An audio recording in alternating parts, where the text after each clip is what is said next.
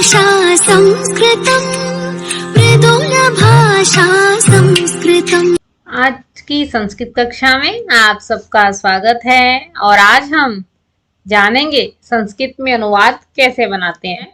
हमने पिछले कई लेक्चर में सीखा अनुवाद के अंगों को और इसके बाद हमने लकार संबंधी अनुवाद को जाना कि कैसे किसी वाक्य को देखकर पता चल जाएगा कि ये किस लकार से संबंधित है। तो इस प्रकार अनुवाद की श्रृंखला बहुत लंबी है और अब हम जानेंगे कारक विभक्तियों के अनुसार कि हमारे अनुवाद के क्या नियम हैं। तो अब हम आगे बढ़ते हैं। सबसे पहले हमें कारक और उनके चिन्ह और उनके योग में कौन सी विभक्तियां होती हैं ये सबसे पहले जानना आवश्यक है। कर्ता ने प्रथमा, कर्म को द्वितीया, कर्ण से तृतीया, संप्रदान के लिए चतुर्थी, अपादान से जुदाई पंचमी, संबंध का के की षष्ठी, अधिकरण में पर सप्तमी, संबोधन हे अरे संबोधन। तो इस प्रकार ये चार्ट हमारी बहुत हेल्प करता है। और तो आज का विषय हमारा क्या है? विभक्तियों से संबंधित हम अनुवाद कार्य सीखने वाले हैं। तो हमें सबसे पहले क्या करना होगा? कुछ शब्द रूपों का ज्ञान हमें होना आवश्यक है। तत्का पुल्लिंग और स्त्रीलिंग के माध्यम से बहुत सारे शब्द रूप बना सकते हैं और उनके द्वारा हम अनुवाद कार्य बहुत सरलता से कर सकते हैं। तो चलिए, पिछले लेक्चर में तो कई बार कर चुके हैं और यहाँ पर भी एक बार रिवाइज करके आगे बढ़ते हैं। प्रथमा स तौ ते, तम तौ तान, तेन ताभ्याम तै। चतुर्थी क्या है? तस्मै ताभ्याम तेभ्यः। पंचमी क्या है? तस्मात् ताभ्याम तेभ्य। षष्ठी तस्य तयो तेषाम, तस्मिन् तयोः तेषु। तो इस प्रकार ये आपका तत् का पुल्लिंग शब्द रूप चला है। तो इसके बाद आपने बहुत सारे शब्द रूपों को जाना। आप एतत् का बना सकते हैं। इसके बाद हमने किम का शब्द रूप चलाया। आप सर्व का बना सकते हो क्योंकि सर्व भी पुल्लिंग, स्त्रीलिंग और नपुंसकलिंग तीनों से चल सकता है। एक संख्या के लिए आप बना सकते हो। इसी के माध्यम से हमने संज्ञा की अकारांत शब्द रूपों को भी जाना था, जैसे राम, बालक, यजत। ठीक है स्टूडेंट्स, तो अब हम देखते हैं स्त्रीलिंग शब्द रूपों को। प्रथमा कैसे चलेगी? सा ते ताः, ताम ते ताः, तया ताभ्याम ताभि, तस्यै ताभ्याम ताभ्य। पंचमी तस्याः ताभ्याम ताभ्य। षष्ठी तस्याः तयोः तासाम। सप्तमी तस्याम तयोः तासु। तो इस प्रकार आपने स्त्रीलिंग शब्द रूपों को जाना। अब आपने क्या करना है? एतद, इसी के माध्यम से आप एतद का शब्द रूप बना दीजिए। इसी प्रकार आप किम बना लेंगे। इसी प्रकार आप सर्व का चला सकते हैं और फिर आप अकारांत लता शब्द रूप चला सकते हैं। नदी शब्द रूप इसी को देखकर चला सकते हैं बहुत कम अंतर के साथ। पुल्लिंग के माध्यम से नपुंसकलिंग शब्द रूप बना सकते हैं। आज हम जानेंगे तृतीय विभक्ति का प्रयोग कहाँ पर किया जाता है। पिछले लेक्चर में हमने जाना द्वितीय विभक्ति के नियमों को जाना, उसके प्रयोग को जाना कि कैसे प्रयोग करना है। तो आज हम जानेंगे तृतीय विभक्ति का प्रयोग हमें कैसे करना है। तो चलिए आगे बढ़ते हैं। सबसे पहले आपको क्या करना है? कुछ शब्द रूपों को देखिए याद रखना बहुत आवश्यक है क्योंकि उसके माध्यम से आपके लिए अनुवाद कार्य करना बहुत आसान हो जाएगा। अब यहाँ पर हम आपको फिर भी कुछ प्रैक्टिस करवाएंगे कुछ शब्द रूपों के लिए ताकि आप वाक्य अनुवाद बहुत सरलता से कर सकें। तो चलिए देखते हैं। देवः, देवेन। अब आपने पुल्लिंग में क्या लगाया? देवेन। पुल्लिंग और नपुंसकलिंग आपका समान चलेगा। ठीक है। छात्रः, साथ साथ बोलते रहिए। छात्रेण। नरेशः, नरेशेन। नायकः, नायकेन। गायकः, गायकेन। लेखकः, लेखकेन। कृषकः, कृषकेन। गजः, गजेन। इसी प्रकार आपको नपुंसकलिंग भी बनाने। एक दो का अभ्यास कर लेते, जैसे धनम, धनेन। पुष्पम, पुष्पेन। गृहम, गृहेण। मित्रम, मित्रेण। अब आप स्त्रीलिंग का प्रयोग जानिए। ये क्या बनता है? बालिकाया। महिला का बनाइए, क्या बनेगा? महिलाया।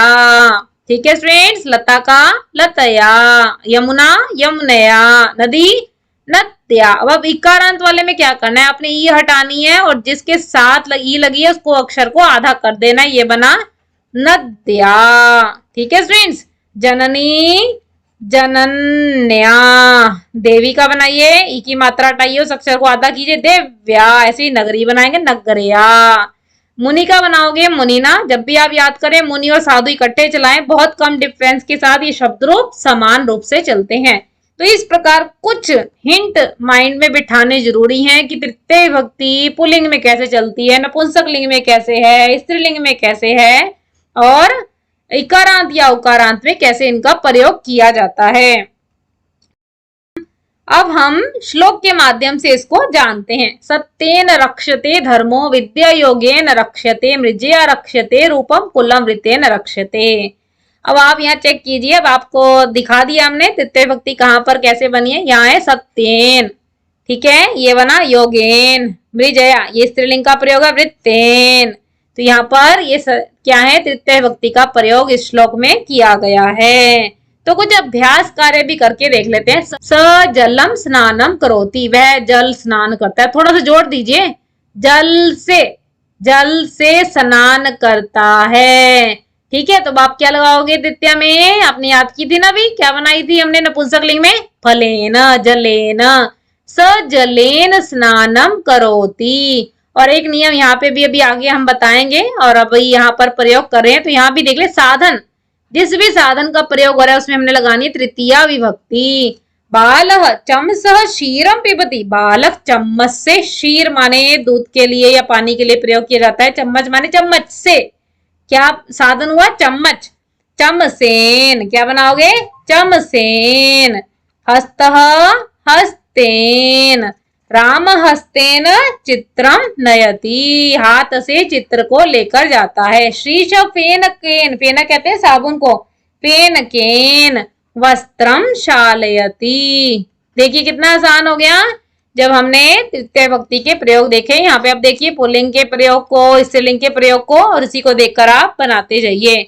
अगला एक और प्रयोग करके देख लेते हैं। अहम हस्त लिखामी, हाथ से, साधन क्या बना लिखने के लिए, हाथ, तो इसमें लगाइए तृतीय, हस्तेन, अहम हस्तेन लिखामी। अहम दंडः ताड़यामि, दंडे सेम, ठीक है, दंडेन, साधन हुआ दंड, दंडेन ताड़यामि। अहम मुखम वदामि, यहाँ पे क्या बनाएंगे हम, नपुंसक लिंग है ना, मुखेन वदामि। द्विचक्रिका, अब देखिए यहाँ पर मृजया ये स्त्रीलिंग का प्रयोग है, तो सेम यहाँ पे बनाएगा द्विचक्रिकया, द्विचक्रिकया गच्छामि। नासिकया जिग्रामि, नाक से सूंघता हूं, उंगली। और ई की मात्रा वाला कैसे बनाते थे हम, ई की मात्रा को हटाकर उसके साथ हम या जोड़ते हैं, उंगल्या दर्श्यामि, उंगली से दिखाता है। तो इस प्रकार आपने क्या जाना, तृतीय विभक्ति को श्लोक के माध्यम से और एक चार्ट के माध्यम से जाना। तो हम नेक्स्ट तृतीय विभक्ति के नियमों को डिस्कस करते हैं। सबसे पहले अंगेशु विकार, जिस भी अंग में गड़कार है तो वहां पर हम क्या प्रयोग करें, तृतीय विभक्ति का प्रयोग करेंगे। चलिए उदाहरण से देख लेते हैं। जैसे हम कहते हैं नेत्र से काना, नेत्र से अंधा, पैर से लंगड़ा, ठीक है, कान से बहरा, तो ये क्या विकार है, अंग में विकार है, तो इसमें हम लगाएंगे तृतीय विभक्ति। और यहाँ पर देखते हैं, जैसे हम कहते हैं नेत्र से काना है, ठीक है, तो ये क्या है, नेत्र से काना, ठीक। और एक वाक्य हम देख लेते हैं, नेत्र से अंधा। अब क्या आपको इन दोनों में अंतर दिख रहा है, काना कहने से मतलब है एक कान खराब है, तो यानी एक वचन का प्रयोग करेंगे, नेत्रेण कानः, ठीक है, नेत्रेण काण। यहाँ पे वह के लिए आप स लगा दीजिए, कुछ भी बालक हो सकता है, वृद्ध हो सकता है, अस्थि है, ठीक। अब अंधा क्या है, अंधे का तात्पर्य दो आंखें खराब है, तो यहाँ पे द्विवचन, तृतीय विभक्ति का द्विवचन का प्रयोग करना पड़ेगा, नेत्राभ्याम अंध, ठीक है स्टूडेंट्स, आ रहा है ना समझ आपको, नेत्राभ्याम अंध। पैर से लंगड़ा के लिए क्या बनाओगे, पादेन खंजः, ठीक है, पादेन खंजः। अधिकतर वाक्य आ जाता है, सिर से गंजा, ये क्या बनेगा, सिरसा, शीरसा खलवाट, क्या बनाते हैं गंजे के लिए, खलवाट, ठीक। कान से बहरे के लिए हम क्या बनाएंगे, कान दोनों खराब हैं, तो यानी कर्णाभ्याम बनेगा, कर्णाभ्याम बधिर, कर्णाभ्याम बधिर। अब इसमें आप म के बाद व्यंजन है तो आप कैसे लिख सकते हो इसको, कर्णाभ्याम अनुस्वार बना दीजिए इसको, और ये बधिर, कर्णाभ्याम बधिर। तो इस प्रकार ये अंगों में विकार है जिसमें हम तृतीय विभक्ति का प्रयोग करते हैं। नेक्स्ट देखते हैं, सह साकम साधन समम। अधिकतर आपका इन सब का अर्थ है साथ, ठीक है। तो जब वाक्य अनुवाद की दृष्टि से आता है तो ये बहुत अधिक आपके पास वाक्य निर्माण में आता है। अभी तो आप सह याद कर लीजिए, परंतु बीए फाइनल ईयर के स्टूडेंट्स के लिए साकम सार्थम और समम जब उपपद विभक्ति के नियम बनाने आते हैं या वाक्य प्रयोग आता है तो इस प्रकार से भी प्रश्न पूछ लिया जाता है।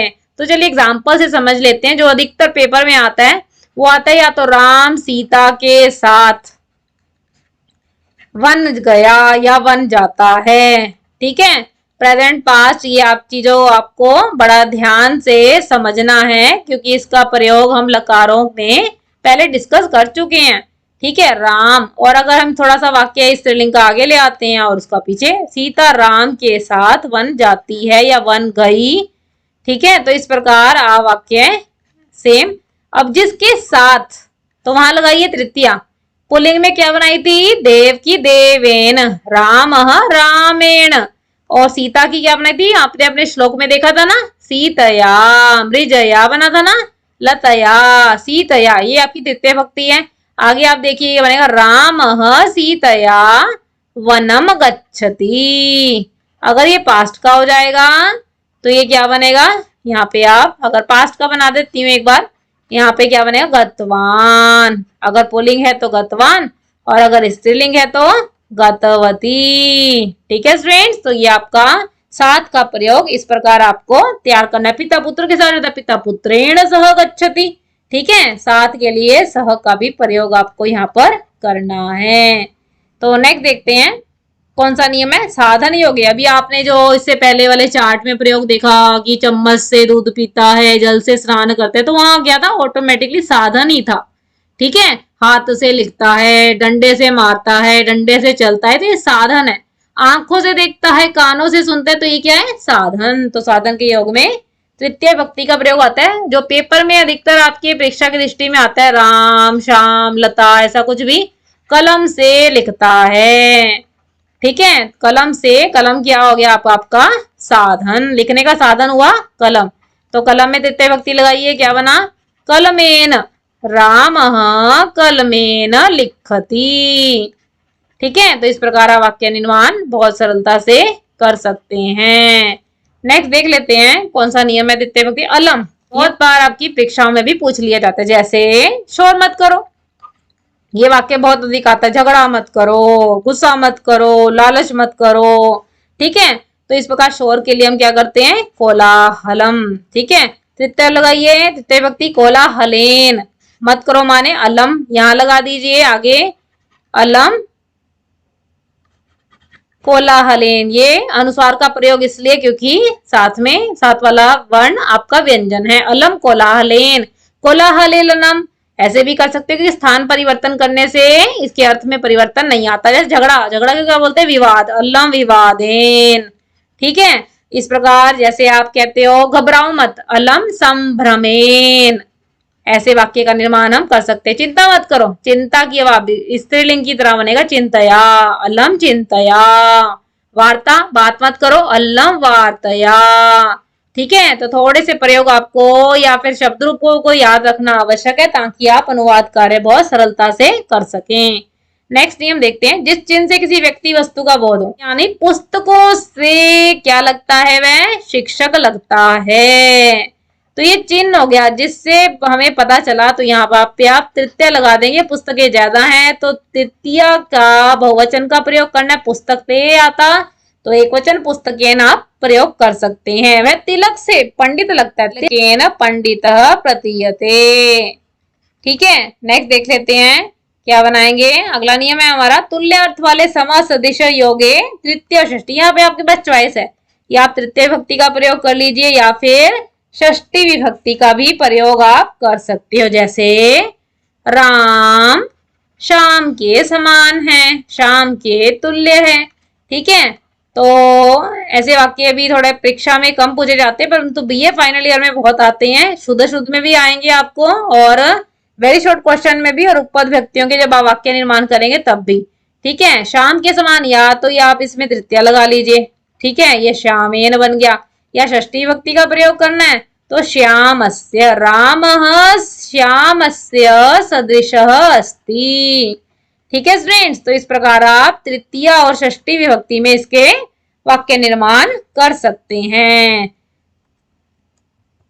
और ये वाला आपका देखिए नेक्स्ट नियम, पृथक विना नाना, जिसको हम द्वितीया, तृतीया और पंचमी विभक्ति, पिछले लेक्चर में हमने जाना था ना कि सरल से सरल वाक्य निर्माण बनाने का प्रयास करना है। ठीक है, और विना और नाना दोनों का अर्थ क्या है? विना, धन के बिना धनम विना, धर्म के बिना धर्मम विना। तो इस प्रकार सबसे सरल द्वितीय विभक्ति का प्रयोग है। जब चॉइस है तो सबसे आसान वाली चॉइस को ऑप्ट कीजिए।